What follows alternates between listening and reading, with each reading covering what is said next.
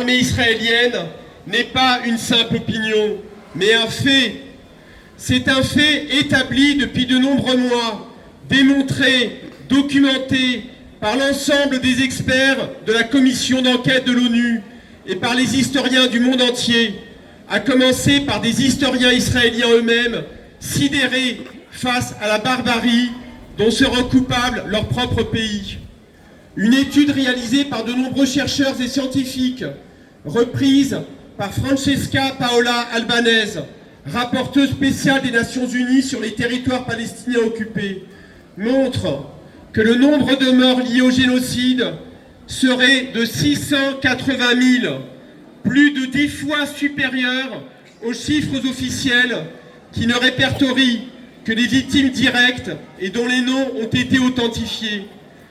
Que faut-il donc de plus à l'État français pour cesser de commercer avec Israël et qualifier enfin de génocide l'horreur des crimes qu'il commet depuis 2 ans?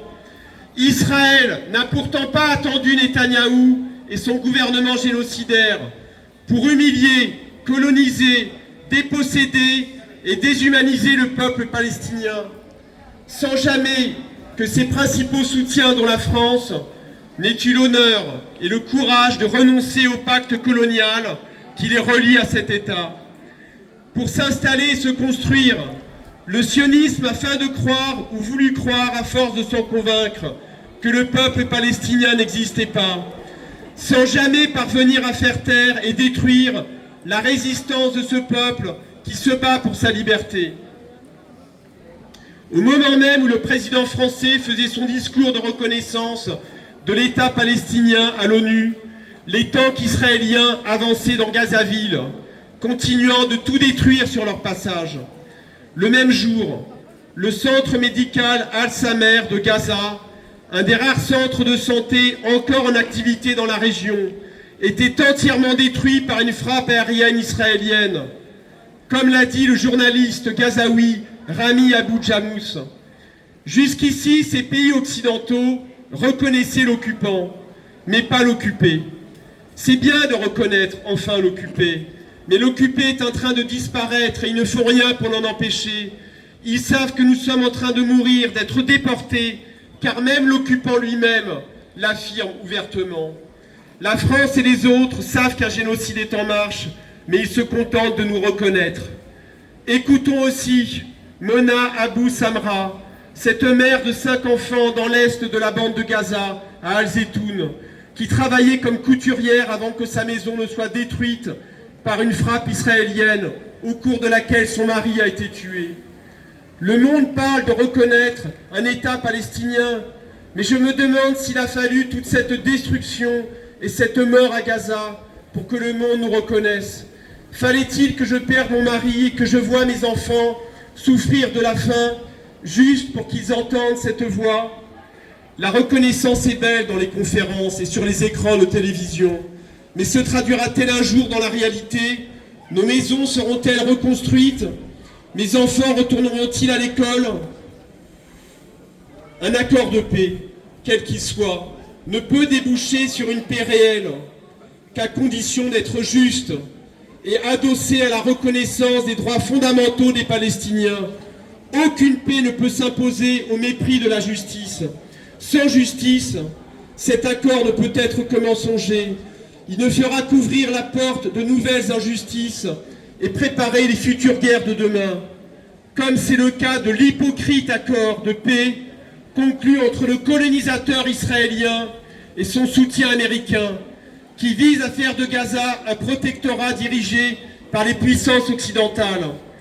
Les droits des Palestiniens y sont délibérément bafoués et ignorés, Netanyahou se réservant le droit à n'importe quel moment de poursuivre son génocide avec le blanc-seing des États-Unis. L'histoire nous apprend pourtant que les luttes des peuples contre l'occupation coloniale finissent toujours par triompher, quelle que soit la puissance des occupants et des colons. C'est cela, cette unique vérité qui doit nous servir de boussole et nous redonner espoir malgré l'océan de souffrance dont nous sommes les témoins.